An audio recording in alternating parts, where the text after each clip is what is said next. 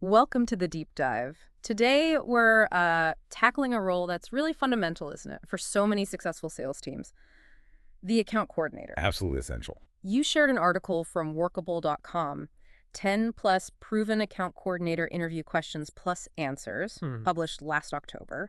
And our mission today is to really dig into what these interview questions tell us about the job. You know, the day-to-day realities, the skills you actually need. Yeah, forget just the official job description. This Yeah. is about understanding what makes someone good in this role. Exactly. Whether you're maybe thinking about becoming one or you work with account coordinators, or maybe you're just curious about how sales teams, function behind the scenes Right. We want to look at the competencies, the tools they use. and how they actually help keep clients happy and, well, keep the sales engine running smoothly. Precisely. It's looking beyond just the tasks, isn't it? It's about seeing the strategic importance of this support role. And these interview questions designed to evaluate candidates, they give us a really insightful look at what's truly needed. Definitely. A great starting point. Okay, so let's unpack this. The very first question in the article asks candidates how they'd create like an engaging and informative product video for new customers. Yeah. What's significant about starting there? Seems a bit creative for a coordinator role, maybe? Well, that's what's interesting. It immediately signals this isn't purely administrative. Okay. It suggests account coordinators often have a hand in that initial customer engagement.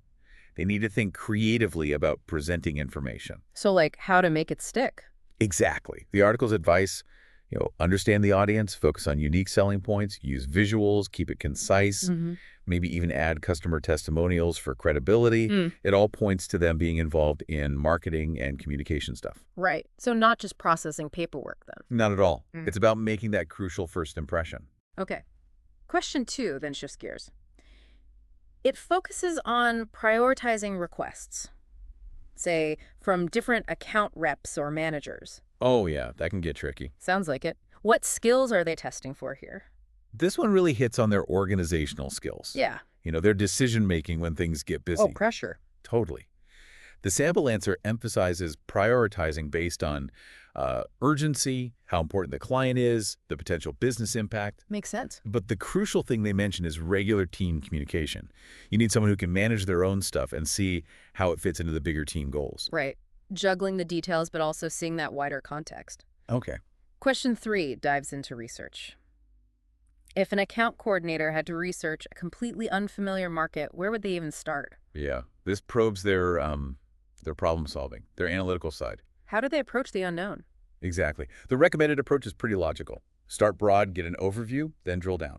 Into what specifically? Segments, trends, who the competitors are.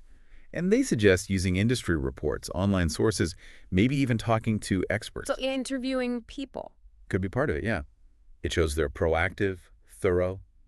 This kind of research is vital for backing up sales strategies. So they're actively building knowledge, not just like filing things. Precisely. Okay. Question 4 moves into sales proposals. What does the article say are the absolute must-haves for a good proposal template? This checks if they understand the basic sales process. The building blocks. Yeah. The list includes things like an executive summary, that's the quick overview up front, Got it.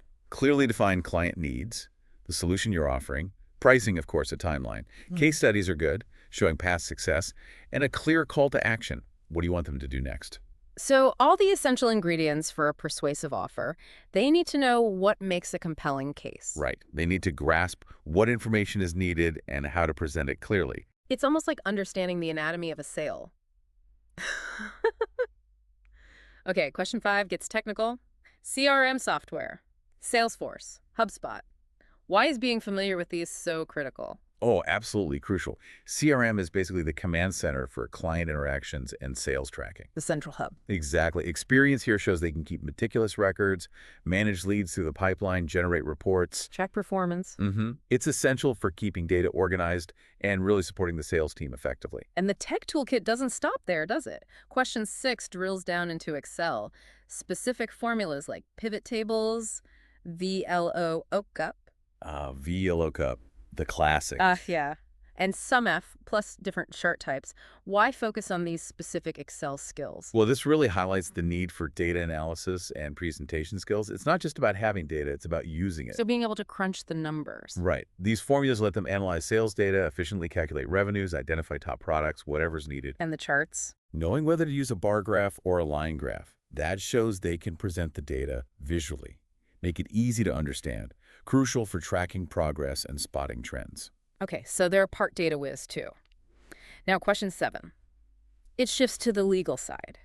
Experience drafting and reviewing sales contracts.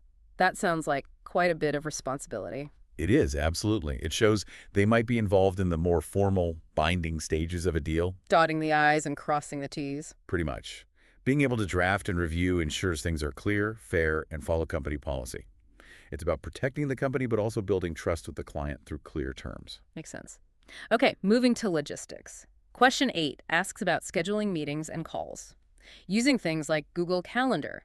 Seems straightforward, but why is it specifically highlighted? Well, efficient scheduling is just foundational, isn't it? For smooth operations, good client communication. Avoids chaos. Totally. Using shared calendars makes it easy to see availability, integrate with other tools. It just means better coordination, fewer clashes, meetings actually happening on time. Basic, but essential. Question 9 loops back to the creative side a bit. Creating promotional materials, brochures, email campaigns. What's the key takeaway here? This just reinforces that idea that they often provide real marketing support. Right. And the emphasis is on thinking from the client's perspective, highlighting benefits. It shows they need to understand what resonates with the audience and how to communicate value. Across different channels, too. Mm-hmm. And then finally, for these first 10, question 10 asks about filing systems. Digital or physical seems basic, but is organizing documents really that critical? Oh, absolutely critical. Think about the volume of stuff they handle: contracts, proposals, emails, marketing drafts. A lot to track. Exactly. A good system, whether it's cloud folders or physical files, is paramount. It means quick access to vital info, smoother workflows. It saves huge amounts of time and reduces errors. Okay, that makes sense. So the article then sums up some key qualities: organized, proactive, excellent communication skills. Those sound vital for almost any job, right? They do, but they manifest in specific ways here. How so? Well, for an account coordinator, organized means juggling multiple projects, tracking countless details, maintaining those systems we just talked about. Proactive means anticipating needs, the account manager's needs, the client's needs, and taking initiative, not just waiting to be told what to do. Getting ahead of things. Precisely. And excellent communication. That's about clear, concise interaction with clients, managers, other departments, making sure everyone's on the same page. Okay. And conversely, it points out red flags. Lack of attention to detail, poor time management. Big ones. Unfamiliarity with tools like CRM, difficulty handling feedback or pressure. These sound like potential deal breakers. They really are. I mean, given how varied the role is, poor attention to detail. That could lead to errors in contracts or data. Critical errors. Bad time management, missed deadlines, inefficiency, not knowing the software. They just can't do core parts of the job. And the pressure. Sales can be high pressure. Exactly. If you can't handle feedback or work well under pressure, it's going to be very, very challenging. So the article wraps up the role nicely. Administering sales procedures, updating databases, handling documents, supporting account managers, doing market research, even reporting on ad campaigns. It covers a lot of ground. And it mentions customer service experience is a big plus. And especially for entry-level, enthusiasm for marketing and sales is valuable. Right. Shows they're invested. And for more senior folks, the role might even involve improving procedures, boosting client engagement. It really does sound like the engine room of the sales team. That's a great way to put it. They're the crucial support structure. They let the account managers focus on relationship building and closing deals.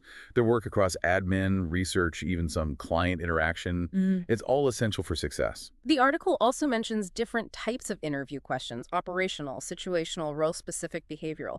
Why is that distinction useful for us trying to understand the role? That categorization is helpful because it shows the different angles employers use to evaluate someone. Different lenses. Yeah. Operational and situational questions test problem solving in practical scenarios.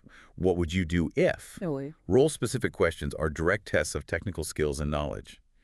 Do you know how to use X software? Straightforward. And behavioral questions dig into past experiences.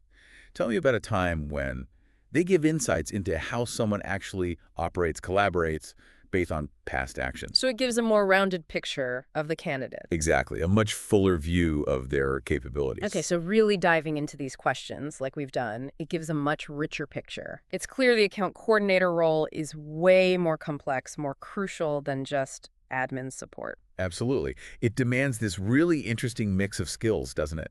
Creative thinking, but also meticulous organization. Strong communication skills to bridge gaps, plus technical know-how with CRM and data. I think a truly vital role directly impacts client satisfaction, company success. Yeah. So what does this all mean for you listening? Well, if you're maybe thinking about this career path, you hopefully have a much clearer idea now of the diverse skills that are needed and valued. And if you work alongside account coordinators, maybe this gives you a bit more appreciation for the wide range of things they're actually juggling. Yeah, definitely. And if you're just interested in how successful sales teams work, well, this shows that crucial support network that's often humming away behind the scenes, keeping everything efficient. The unsung hero sometimes. Could be. Now, here's something to think about.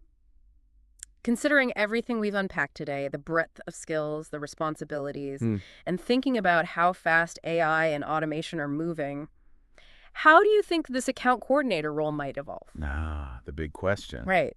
What parts of their job might be, say, augmented by tech, or even transformed? And maybe more importantly, what uniquely human skills do you think will become even more essential in this field? That's a fascinating thought to end on. What gets automated and what becomes more valuable, because it can't be. Exactly. Definitely something worth pondering. Thanks for joining us for this deep dive.